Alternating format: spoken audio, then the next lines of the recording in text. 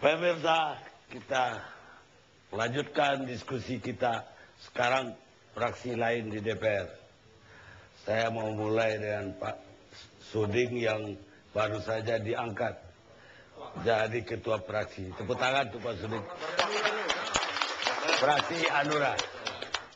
Udah pakai tongkat sekarang. Makasih Bang Karni. Apa pandangannya terhadap kasus ini, terutama kasus kunjungan ke lapas Sukamiskin? Bang Karni, ini suatu hal yang biasa bagi anggota Dewan, sama halnya ketika saya datang ke dapil saya di Sulawesi Tengah, seringkali melakukan kunjungan ke lapas. Itu dalam konteks pengawasan saya di Komisi 3. Beliau, Pak Priyo Budi Santoso, selaku Wakil Ketua DPR yang membidangi Polhukam. Di situ ada Komisi 3. Dan saya kira tidak ada hal yang luar biasa, katakanlah bahwa di situ ada pelanggaran kode etik dan sebagainya. Kalau kita melihat dari kronologis yang disampaikan Pak Priyo tadi dan juga dari Pak Denny Indrayana, ini adalah kunjungan biasa. Kalaupun dikaitkan bahwa ini ada melekat sebagai dalam posisi jabatannya sebagai anggota DPR, nggak ada masalah di situ. Yang jadi masalah dalam kode etik kita di pasal 13 bahwa seorang anggota karena jabatannya mempengaruhi proses peradilan untuk kepentingan diri pribadinya atau orang lain.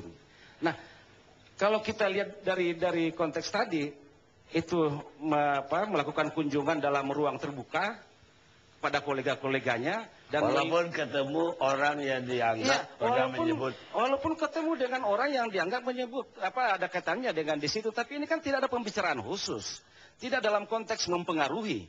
Jadi saya kira tidak ada pelanggaran kode etik di situ dan tidak ada aturan yang dilanggar gitu loh. Saya kira beliau melakukan kunjungan itu dalam konteks hablu minan nas. Dan itu dan itu diajarkan dalam agama kita, memperbanyak silaturahmi. Apalagi sudah disampaikan ini dalam konteks kemanusiaan. Ini menurut saya memang kita ini, bangsa kita ini penuh dengan kecurigaan yang selalu luar biasa dan dipolitisasi sedemikian rupa gitu loh. Nah, menurut saya ini bagi saya menurut saya bahwa saya mengapresiasi dan menghargai kunjungan itu, apalagi ketika beliau pada saat nanti memberikan pandangan-pandangan ke Komisi 3, apa yang didapatkan di lembaga pemasyarakatan Sukamiskin itu merupakan masukan bagi Komisi 3 untuk perbaikan lembaga pemasyarakatan.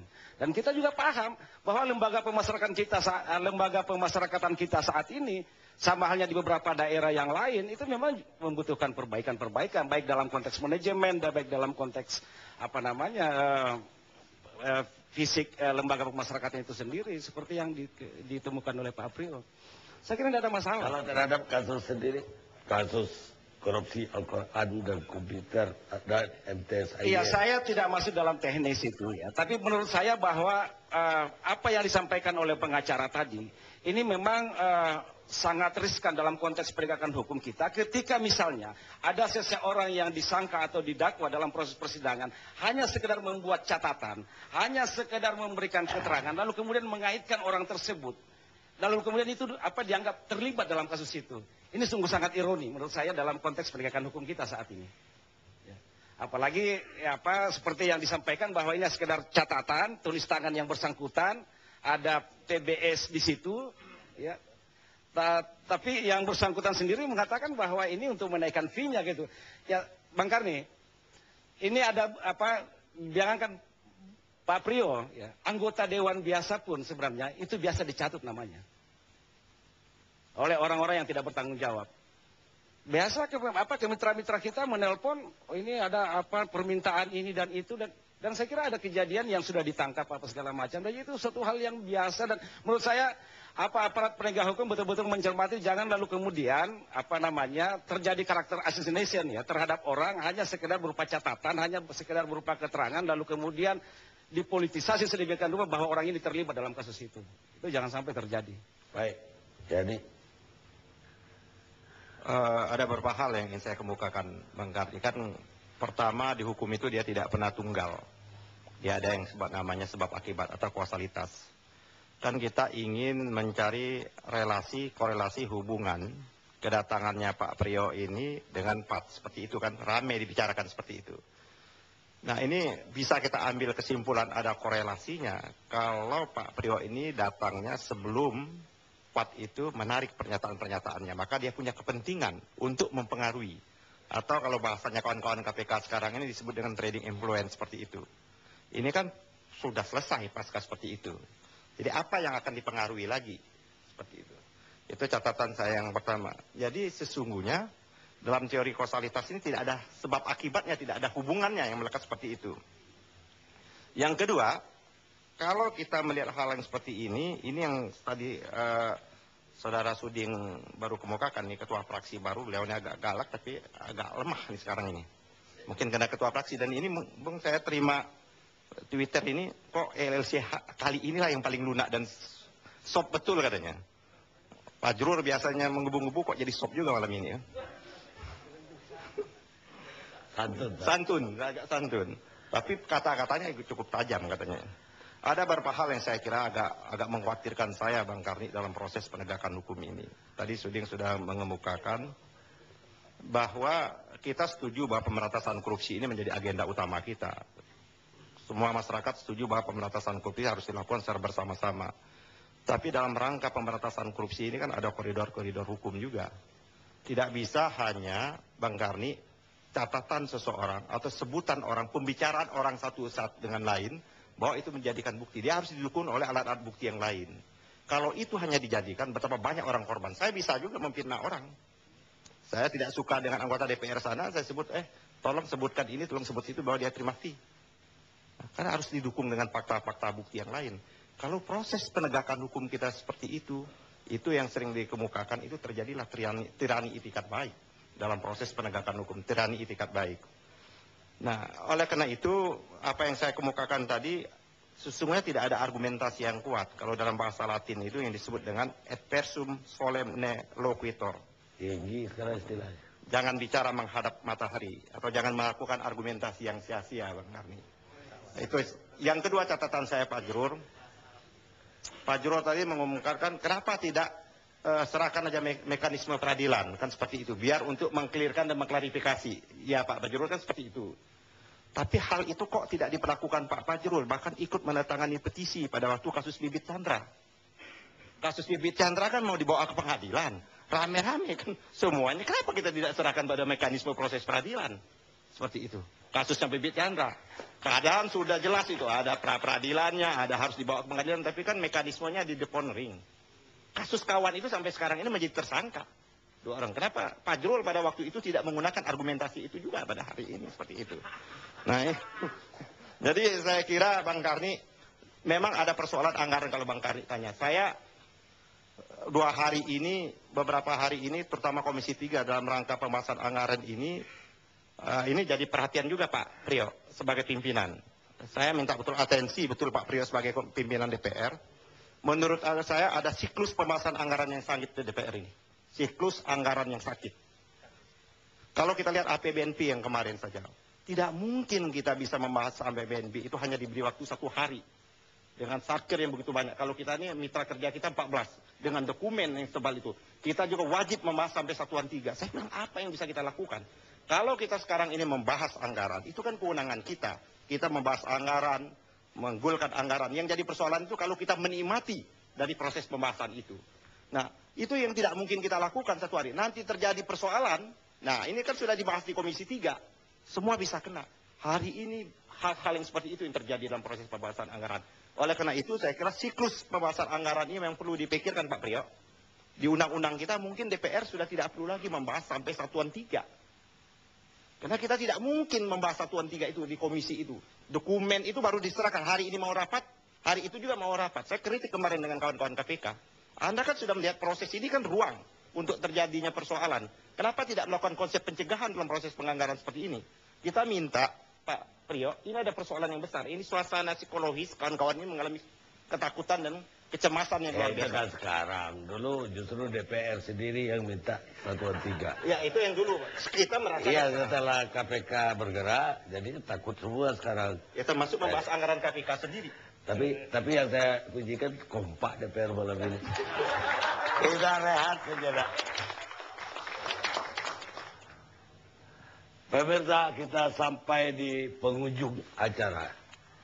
Ada yang mau nambahkan?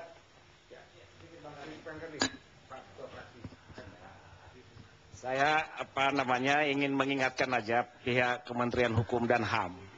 Dulu pernah kita di Komisi 3 ada namanya ID card yang diberikan kepada semua anggota Komisi 3. Oleh Menteri Hukum dan HAM Pak Amir Samsudin, ID card itu nggak perlu lagi dibutuhkan karena pengawasan anggota dewan itu melekat. Kapan saja, di mana saja, silakan. Tanpa harus menggunakan ID card. Nah, dalam posisi Pak Priyo sebagai pimpinan DPR yang membidangi Komisi 3, justru saya mempertanyakan kok Pak Priyo diterima di oleh Pak Denny Indrayani di ruang terbuka, hal yang biasa saja. Ini menurut saya ini kalau boleh dikatakan ya ini merendahkan gitu loh. Marwah wakil ketua DPR yang membidangi Komisi 3 diterima di ruang terbuka seperti itu. Tapi oke lah. Karena kalau diterima di ruang nanti muncul lagi pertanyaan. Tapi ini menurut saya bahwa ini tidak ada persoalan dalam konteks kunjungan Pak Priyo ke Lembaga Pemasyarakatan Sukamiskin itu. Baik. Itu saya hanya mengingatkan aja Departemen Hukum dan HAM. Oke, benar.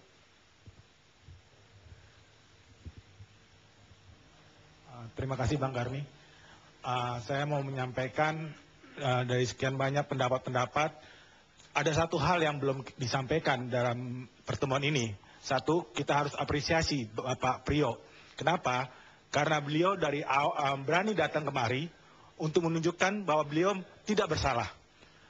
Kalau saya lihat dari gerak-gerik beliau selama acara ini, beliau hadir terus sampai akhir acara ini, menunjukkan beliau punya niat untuk mengkelirkan masalah beliau. Artinya, saya melihat ini ada niat baik dari beliau. Dan kita harus menghargai asas praduga tidak bersalah. Dari tadi saya merasa ada beberapa yang menyampaikan seolah-olah beliau sudah bersalah. Padahal menurut pandangan saya, seperti yang disampaikan Pak Ahmad Yani tadi, apa keuntungan beliau? Apa benefit beliau? Kalau beliau datang ke sana, kemudian mempengaruhi seseorang. Padahal dalam putusan pengadilan, orang tersebut sudah menyatakan bahwa dia mencabut pernyataannya, bahwa dia hanya mencatut nama Pak Priyo. Jadi saya mengapresiasi Bang Karni yang telah memberikan kesempatan kepada Pak Priyo untuk mengklirkan masalahnya. Terima kasih. Silakan belakang. Di belakang. Terima kasih. Dari diskusi dan beberapa pemberitaan yang ada di media, ada 3 poin yang akan saya ungkapkan di sini. Yang pertama, bahwa kita jangan bermain-main dengan anggaran, khususnya mengenai Al-Quran. Buktinya, kliennya Pak Herman itu tuntutannya 12 tahun, vonisnya 15 tahun. Yang kedua, menurut saya, walaupun Pak Priyo pernah membantu saya sedikit mengkritis bahwa tidak bijak Pak Priyo hanya mengunjungi Pahat di Sukamiskin. Karena mata rakyat ini sedang terbuka untuk mengamati kasus ini. Anda pernah dibantu apa Pak Priyo? Saya pernah menangani kasus NII, beliau mensupport saya, ternyata orang yang saya laporkan itu sudah diponis. Yang kedua, yang terakhirnya, ada beberapa kali kalimat yang menurut saya tidak bijak juga.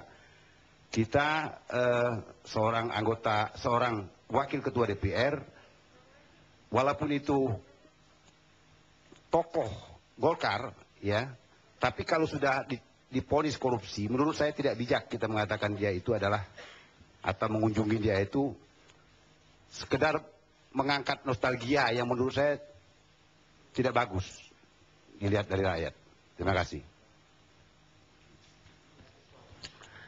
Ada seorang ketua Mahkamah Agung Amerika, ketua Mahkamah Agung ke-14, namanya Hill Warren. Dia mengatakan bahwa hukum itu mengambang di atas lautan etik.